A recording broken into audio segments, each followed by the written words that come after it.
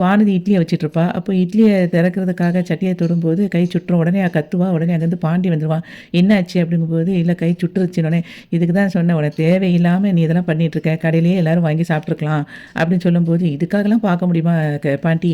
அதெல்லாம் ஒண்ணும் பிரச்சனை இல்லன்ட்டு" சொன்ன உடனே அவன் வந்து கையெல்லாம் கழுவி வந்து அத சூடு வந்து குறைஞ்சிருச்சா பாரு அப்படிம்மா சரியாயிட்டு ஒண்ணும் பிரச்சனை இல்லன்னு சொல்லிட்டு, அதுக்கப்புறம் அவனே அத எடுப்பான். எடுத்தோனே அந்த தட்டுலேருந்து அவ இட்லிய எடுப்பா. அது வந்து ஒரு மாதிரி ஒட்டிக்கிட்டு சப்பிட்டு வரும். நான் ஊத்தும்போது நல்லா தான் இருந்துச்சு. ஏன் இப்படி இருக்குன்னு தெரியல அப்படின்னு அவ சொல்லுவா. அதுக்கு அவன் சொல்லுவான், "சரி, சரி விடு. இப்ப என்ன வாயில சாப்பிட தானே போறோம். ஷேப் எப்படி இருந்தா டேஸ்ட் நல்லா இருந்தா போதும்." அப்படின்னு சொல்லிட்டு அந்த இட்லிய எடுத்து ஒரு பீஸ் சாப்பிடுவான். அப்போ அதில உப்பே இருக்காது.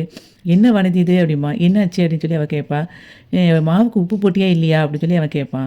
அதுக்கு வந்து இவ சொல்லுவா, "மாவுக்கு உப்பு போடணுமாக்கும்?" அப்படின்னு சொல்லி சொல்லும்போது, "கடை மாவுல உப்பு இருக்காதுங்கிறது கூட உனக்கு தெரியாதா?" அப்படின்னு சொல்லி கேட்பான். "எனக்கு எப்படி தெரியுமா பாட்டி? அதனால என்ன? ஒண்ணும் பிரச்சனை இல்ல. பொடியில உப்பு இருக்கும். அத தொட்டு சாப்பிட்டா சரியாயிரும்." அப்படின்னு சொல்லி சொல்லும்போது, பாண்டி சொல்லுவான், "நீ என்ன காரமா இருக்குன்னு சொன்னா உப்ப போட்டா போதுங்கிற. இப்ப அங்க வந்து உப்பு இல்லன்னா காரமா அத தொட்டு சாப்பிட்டா சரியாயிருங்க. என்னதான் செய்றேன்னு தெரியல." அப்படி சொல்லிட்டு இருக்கும்போதே அங்கேருந்து பல்லவன் வருவான்.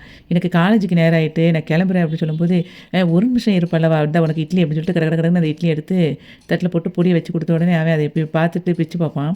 அப்போ அ சொல்லுவான் பாண்டிய பார்த்துட்டு, "அவியவே இல்லண்ணே" அப்படி சொல்லி அப்படி பையா சொல்லுவான். உடனே அதுக்கு அவன், "அட்ஜஸ்ட் பண்ணிக்கோடா கொஞ்சம்" அப்படின்னு சொல்லிட்டு பாண்டி சொல்லிட்டு இருப்பான்.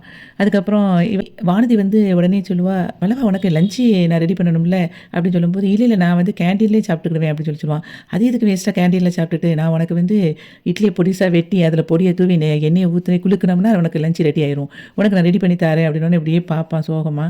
அதுக்கப்புறம் ஐயோ! அங்கிள்ட்ட வந்து சாப்பிட்றீங்களான்னு கேட்கவே இல்லையேன்னு சொல்லிட்டு நேரா போவா. போயிட்டு "அங்கிள் நான் இட்லி வச்சு வச்சிருக்கேன். சாப்பிட வரீங்களா?" அப்படின்னு சொல்லி கேட்கும்போது, அதுக்கு நடேசன் சொல்லுவாரு, "இல்ல இல்லம்மா எனக்கு இதெல்லாம் வேண்டாம். நான் இன்னைக்கு செவ்வாய்க்கிழமை ஒரு நேரம் தான் சாப்பிடுவேன். எனக்காகலாம் நீ எதுவும் பண்ணாத" அப்படின்னு சொல்லிட்டு, "ஆள விடுடா சாமின்னு" சொல்லிட்டு சட்டைய எடுத்து போட்டு வெளிய கிளம்பி ஓடிருவாரு. பல்லவன் வந்து உடனே பிளேட்ட வச்சுட்டு, "நான் கிளம்புறேன்" அப்படின்னு சொல்லிட்டு அவன் கிளம்பி போவான். அப்போ பாண்டி வந்துட்டு, "இந்தா உனக்கு ரூ. 200 கையில குடுத்துட்டு, நீ ஏதாவது சாப்பிட்டுக்கோ" அப்படின்னு சொல்லிட்டு சொல்லுவான்.